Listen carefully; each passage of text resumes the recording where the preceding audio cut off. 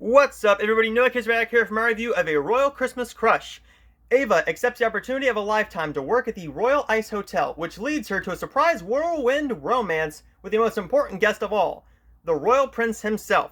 This film stars Stephen Hazar and Katie Cassidy. I was looking forward to this one mainly because I really enjoy the royal movies. I enjoy A Royal Christmas, Crown for Christmas, One Royal Holiday. I enjoy all those Hallmark Christmas romance royal films. And with a royal film, I'm easily going to like it because I like the costume design. I like seeing all the scenery. I like the cinematography in these films. This film, however, is a mediocre Hallmark film, to put it nicely. I am going to say that this is the weakest Hallmark film of the entire year, and I'm going to get into why. This film has very little to do with actual Hallmark. Now, while this does have some stuff going for it, and I'm going to get into that in just a minute, we're going to talk about the negatives first. This film has very little to do with actual Christmas. Stephen Hazar's acting is very wooden and stale throughout the entire film. Well, sorry, throughout a lot of the film. Stephen Hazar's accent was really awful. The British accent was way off. It was distracting. There was multiple times throughout the film where he said the last name wrong. It was pronounced Jensen, but he pronounced it Jensen. That got on my nerves.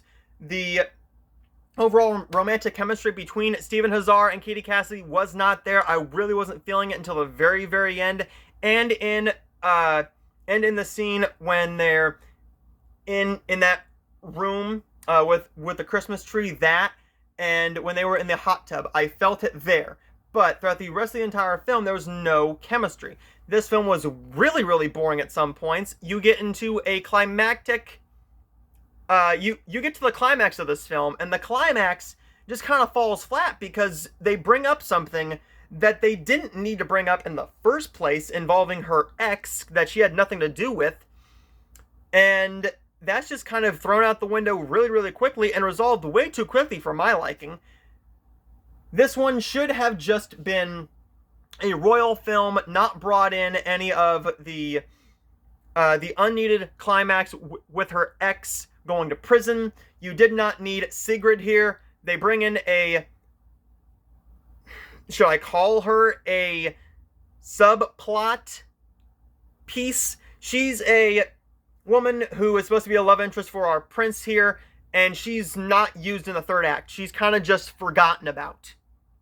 She's not used very well at all. You could have taken this film...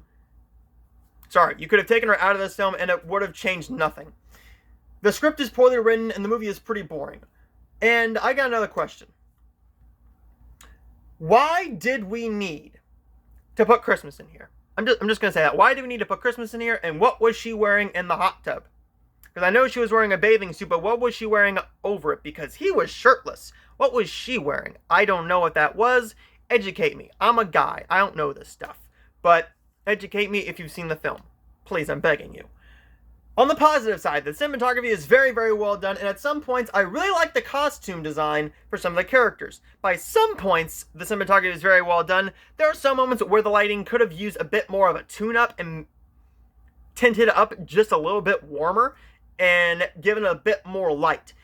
There were moments where the film just looked a little too dark and a little off at some points. Overall, I thought this film was a poor Hallmark film. I really wanted to like this because it's the first Christmas film of the entire year for Hallmark, and last year you had 3 really, really good ones for Christmas in July. You had My Grown-Up Christmas List, which I know a lot of people didn't enjoy, but I did. I enjoyed that one a lot. Campfire Christmas, which actually was a Christmas in July film, and then you had Christmas in Toyland. I enjoy a lot of those films. I enjoy all 3 of those films. This film really could have used another run through of the script, another pass through the editing bay, give a screen test to these actors. And yes, I'm very happy that they fell in love in real life, but on screen, to me, there was no chemistry. It was an overall boring film with some good cinematography at some points. You don't even bring in the ice castle long enough to really care about it. They bring in the ice castle, the winter castle, to basically get her there, to get her to the kingdom. And this film really could have just used another script, another story. You did not need Sigrid in there, an unneeded character.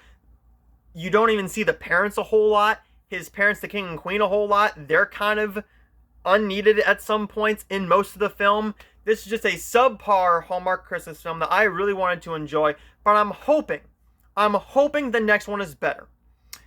Overall, this film is a okay little film, but it's nothing I'm going to recommend to you. If you're a fan of this film, I get it. You like your royal films. I love my royal films, but this one could have used another Passover. Now, what do we have coming up? We actually got one more Christmas in July film coming up from Hallmark Channel, and that is Take Me Back to Christmas. Sorry, Take Me Back for Christmas. It's Take Me Back for Christmas. That trailer actually looks really intriguing. I'm going to enjoy that story. Looks like it's going to have a bit of a comedic edge to it. Corey Sevier is in it. And I'm going to say this name wrong. Vanessa Lengies? I'm going to say that name wrong. I'm going to learn it before the review. But overall, I thought that this film was a subpar, very mediocre, we could even call this a bad Hallmark film. My least favorite Hallmark film of the entire year, and I'm going to give A Royal Christmas Crush a D. I did not enjoy this film whatsoever, except for the cinematography at moments and the costume design for some of the characters, especially her red dress is beautiful. But overall, you didn't need the Ice Castle, the Royal Ice Castle, or the Winter Castle. You didn't need to bring in Sigrid. You didn't need to bring in his parents because they're barely used. There's no chemistry between our characters, and this has a very little feel of Christmas. Even for Christmas in July, this just didn't have the feel. But cinematography and the costume design at some points is enough to save this from being a awful film. It's still not very good, but it's not awful. There's my review of A Royal Christmas Crush, and I will see all of you guys next time.